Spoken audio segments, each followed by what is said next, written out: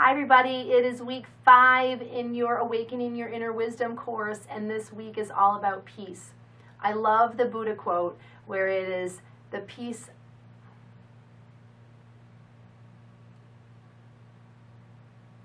Hi everybody, it is week 5 and this week is all about peace.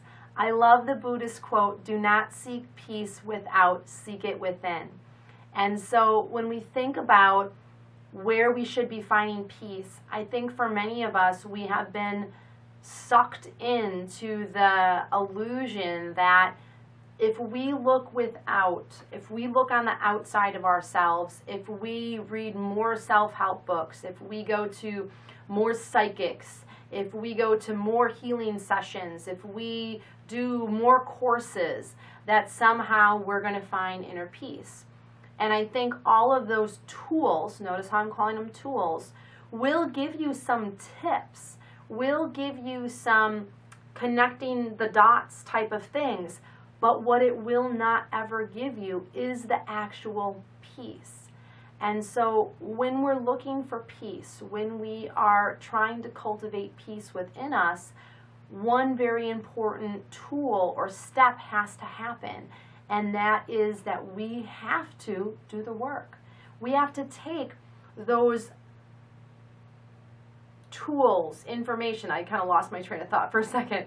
We have to take all of that content that we've acquired and we actually have to apply it to our life. We have to take it in, we have to digest it down, and then we have to utilize it every single day.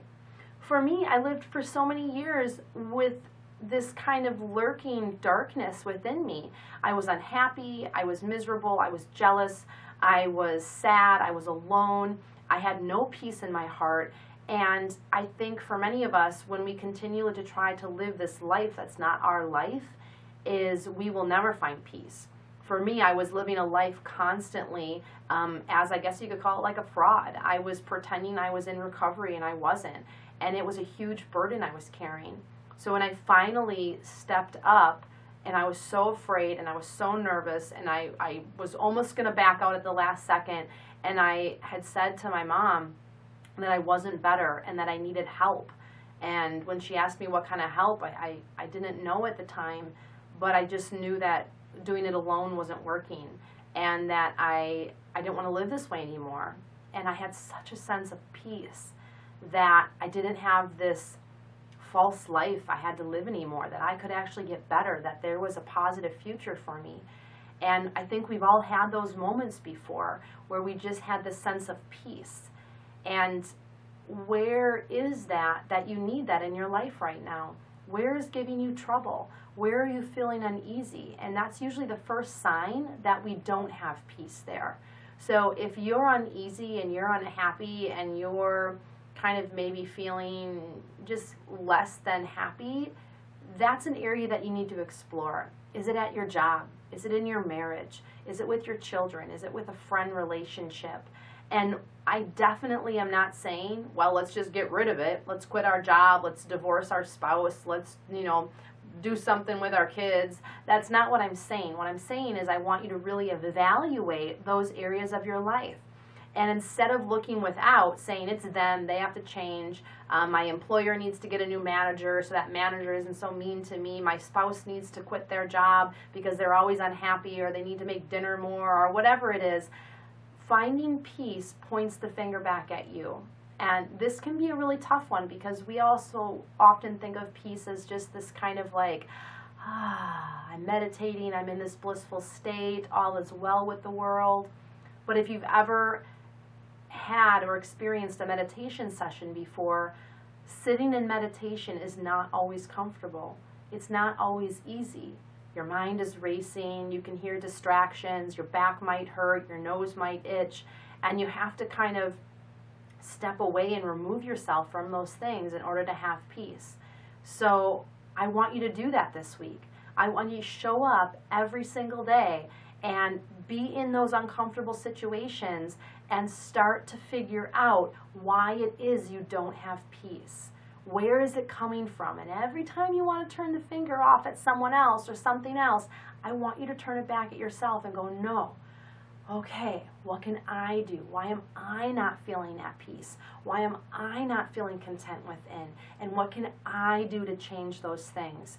Because I promise you, when you step up to the plate and you're willing to do the work, great things happen. I want to leave you with just some thoughts here. That when we remind ourselves that when we are without peace, we are usually outside of ourselves, seeking more of what we simply do not need. And that's a really big thing I want you to make sure you watch for. When we're unhappy, we think a new car is going to be better. When we're unhappy, I'm going to move to a new house. We're going to have another baby. I'm going to do whatever it is. And when you find yourself gravitating towards those things, I want you to stop. I want you to take a breath, 5 breaths if you need to. Go back to my 5-minute meditation and really focus on those things, because that's going to help you discover what's hardening on your peace, what's keeping your peace from surfacing and bubbling up and helping you seek the joy that you absolutely deserve. All right, so this week is all about peace. This is all about finding serenity, and if it means that you need to take some time for yourself this week, I want you to do that. Get to a yoga class, take a bubble bath, read a good book, go for a long walk. Those are all positive things that you can do to add to your life to find the clarity that you need to be able to make the long-term changes in order to have long-lasting peace. All right. So this week, I know you're going to show up. I know you're going to do the work. This is a really important week, and I promise you, at the end of this week, you're going to be so happy that you showed up every day. All right, from my heart to yours, from my soul to yours, namaste.